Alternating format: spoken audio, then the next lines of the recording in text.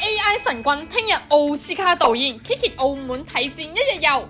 作為一個 content creator， 我嘅日常就係手機、尿袋同埋呢支 AI 神棍。佢唔單止係美拍工，仲係私人 AI 攝影師。今日咧 Kiki 帶大家澳門一日遊，睇睇 Kiki 拍片嘅相。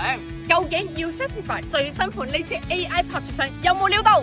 拍片最驚咩？器材重過啞鈴。呢支要 satisfy 用航天級鋁合金，超輕手，23cm 迷你機身，拎取都好方便，女仔用都唔會覺得重。平時自己去睇戰，一直撐住自拍杆對住個頭拍，完全冇全景嗰種 feel。有咗呢個 AI 拍住相，佢自己單獨就有一個面部識別嘅鏡頭，無需 APP 就實現面部追蹤，開機鎖定面部目標跟拍，拍出嚟嘅片更加有 feel。普通自拍杆冇防震，無非就係加埋個長度拍多啲畫面，但係要 satisfy AI 拍住相，仲有單軸無插電機，邊行邊拍得超穩定。去演唱會、姊妹 party、運動爬山都可以穩定拍攝。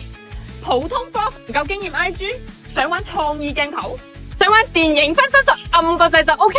稀缺柯克變焦、盜夢空間旋轉 ，AI 連運鏡路線都幫你 design 埋，輕鬆套用唔同嘅模板。根據 APP 案例教程拍攝，直頭請咗荷里活攝影指導係浙江道。想拍專業展品解說片，呢個專利雙模式嘅手機橫屏、豎屏都冇問題，270度任你俯拍、臥拍，360度水平旋轉無限位，成個場景隨心拍，唔使搬嚟搬去。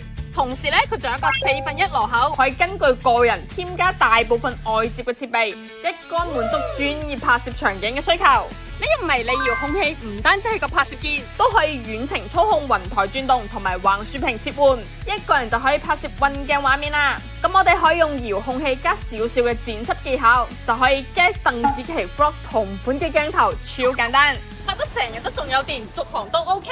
嗱，其實記錄生活唔單止係記錄各個畫面，亦都係記錄畫面背後其他人睇唔到嘅回憶，例如海風嘅力度、樹林嘅風聲，同埋每個覺得特別美好嘅瞬間。